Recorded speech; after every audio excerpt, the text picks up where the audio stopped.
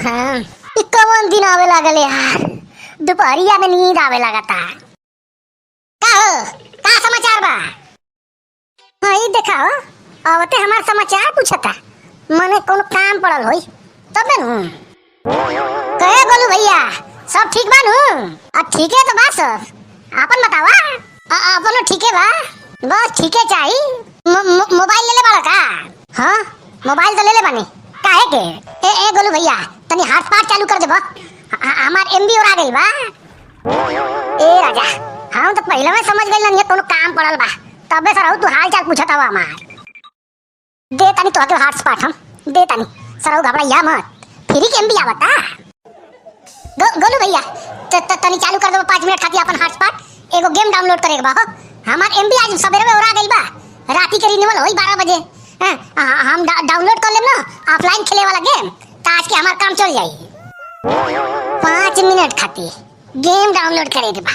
मरबा सर 500 एमबी हमारा में खत्म हो जाई तो फिर हम दिन भर का करे? घंटा बजाए बाबा जी के। गोलू भैया ए गोलू भैया का तनी चालू कर देना हॉटस्पॉट चालू कर दा अपन। ए मतलब हम मोबाइल तो ना ले ले बानी हो, घरे चार्ज में लगौनी है। बा मतलब गोलू भैया तू तो अभी कहत रहला कि ले ले बानी, अभी कैसे घरे में चार्ज लग गई मोबाइल? अरे ले ले तो बानी लेकिन दे दे हॉटस्पॉट नु तो सत्यानाश कर गलबा हमारे एमबी के। फिर दिन भर हम का करे? ना दे हम तो ना दे। काहे झूठ बोले लगला? ना दे सकेला 5 मिनट खातिर हॉटस्पॉट। अब मोबाइलवा नहीं खेलेनी तो हॉटस्पॉट कैसे दे दी? जब मोबाइल रही तब नु। मोबाइलवा तो हमरा लगता कि जेबे में बा नहीं खे, घरे चार्ज लगल बा कहत बानी। पॉकेटवा तो फूलल लागत बा। बुझाता कि मोबाइलवा बा। हां मोबाइलवा तो पॉकेटवा में बा। काहे झूठ बोले लगला? हां बावे मोबाइल पॉकेट में लेकिन हम ना दे हॉटस्पॉट। ए गोलू भैया 5 मिनट खातिर हॉटस्पॉट देवे में तुम्हारा हालत खराब हो गई। लगला झूठ फसाद बतियावे। जाए मर्दवा हम ना जानत रहनी है तू इतना छोड़ दिल के आवा। हम छोड़ दिल के ना बानी। हॉटस्पॉट दे दे तू मार दे चढ़ दे एमबी खत्म हो जाई तो फिर दिन भर हम का करे? घंटा बजा गांव में घुमत हम ना दे। ठीक बा मत दा कौनो बात नहीं है। पड़ी कब तोहरो काम। ए सरवा हां सकता है बारे में दांत फाड़ के काहे हो सकता है? किसी दिन ये तमाशा मुस्कुरा कर हम भी देखेंगे। हाँ जी हाँ हम भी देखेंगे। का मतलब बारे तो का मतलब बा? मतलब अरे आज हमारे एमबी खत्म भइल बा। तू 5 मिनट खातिर हॉटस्पॉट ना देतव कहिए तोहरो खत्म होई हमरा लगे एमबी रही तो किसी दिन ये तमाशा मुस्कुरा कर हम भी देखेंगे। हाँ जी हाँ हम भी देखेंगे। सुना हेने आवा ना। का भाई चालू कर देता नहीं 5 मिनट चला ला लेकिन गेम मत डाउनलोड करिया। ना चाहिए हमरा के रख ले रहा अपन एमबी ना चाहिए तो ऐसे एमबी वाला दोस्ती खत्म। लेकिन याद रख ले रहिया किसी दिन ये तमाशा मुस्कुरा कर हम भी देखेंगे। हाँ जी हाँ हम भी देखेंगे। अही दादा गलती हो गई हो।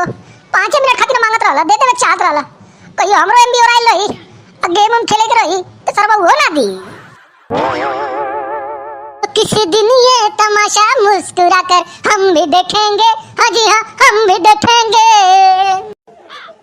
आने रहने चालू करा करी हम अपन हॉटस्पॉट। ना चाहिए तो हार एमबी बचा के रख ले रहा अंडा दी। काहे गोलू का समाचार बा? सब निमन बा नु? हां चाचा सब निमने बा। तो का होता आजकल? का होता कुछ तोहार भाई भोलुआ का करता हो? वो दिन भर कुछ ना करेला। हम आराम करेनी वो अपन काम करेला हम अपन काम करेनी। तो चाचा तू जा अपन काम करा हमार काम के पीछे मत पड़ा। जा अपन काम देखा। सरवा आजकल के लड़का से ना सीधा जवाब दे ही ना सके ना सर। बहुत बिगड़ गई बाना मोबाइल के चक्कर में। दिन भर खाली मोबाइल चलाइया सर उल्टा सीधा जवाब दिया बाती के। कैसन कहता वो दिन भर कुछ ना करेला हम आराम करेनी वो अपन काम करेला हम अपन काम करेनी। मने सरवा दोनों दिन भर गेम खेले ना मोबाइल पर कौनो काम नहीं खे कौनो के। टेंशन हो गई यार। हमरो एमबी और आला तो हम हॉटस्पॉट यूज करेनी दूसरा के। ओ सरवा से मांग दे तो बेइज्जत करके रख दी।